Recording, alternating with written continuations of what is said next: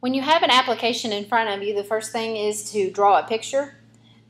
John wants to measure the height of a tree, so we are going to have a tree.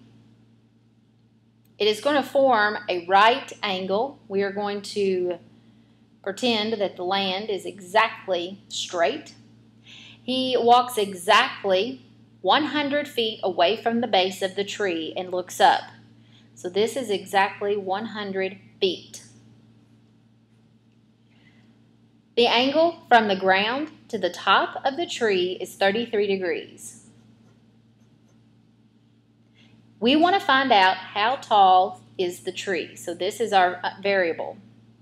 When you are labeling these from the applications, you only want to identify the sides that you are using. Not all three sides, because then you get confused of which trig function to use. If I'm looking at this angle, the side across from it is the opposite side. Notice this is the hypotenuse, but there is no number or variable there, so I'm not going to consider hypotenuse right now. The side that is touching the 33 is the adjacent side. Looking back at the ratios that you have in your packet, knowing that the opposite and the adjacent are going to be using the tangent. So the tangent of angle 33 has to equal the opposite side, which is x, over the adjacent side, which is 100. From here, before we go any further, we have to use our calculator to find the tangent of 33. And that is going to equal 0.6494. X is divided by 100, so in order to get x isolated, we have to multiply the other side by 100. It is nice when you're using a calculator to just keep that full answer in there so that you don't have any round off errors.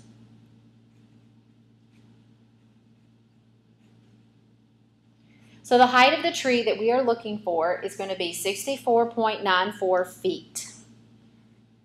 Make sure you use the correct units.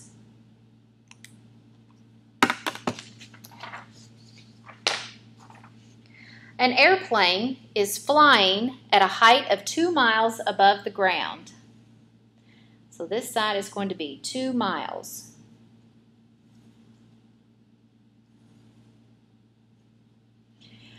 The distance along the ground from the airplane to the airport is 5 miles. What is the angle of depression from the airplane to the airport? Notice the airplane is up here, so the angle of depression would be looking downward, and that is what we're looking for right there. Since these two lines are parallel, alternate interior angles have to be the same. So we're actually using and looking for this angle also. It's the same as the angle of depression. This is the opposite side to our angle, and this is our adjacent side. Tangent of x, our missing angle, has to equal 2 over 5. We have to go backwards because we're looking for the missing angle. In order to do this, we're going to hit the second tangent because we're finding the inverse of tangent. 2 divided by 5. So our angle of depression is going to be about 21.8 degrees.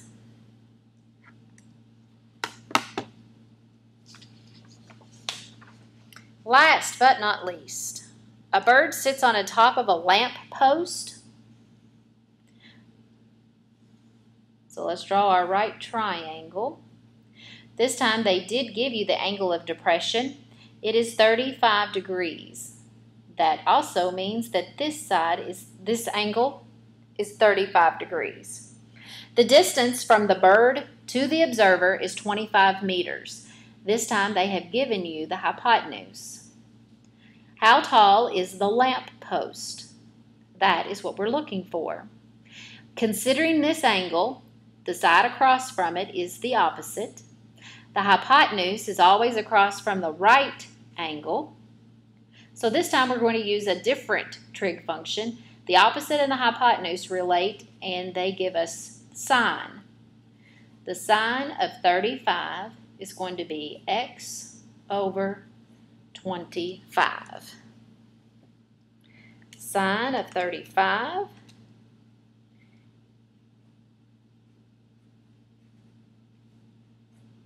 x is divided by 25, so we have to multiply it by 25.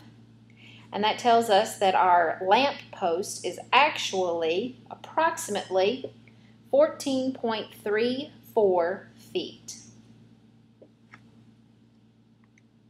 And that gives you a good idea of just some basic review of algebra skills that you've probably seen before, just kind of refreshing your memory.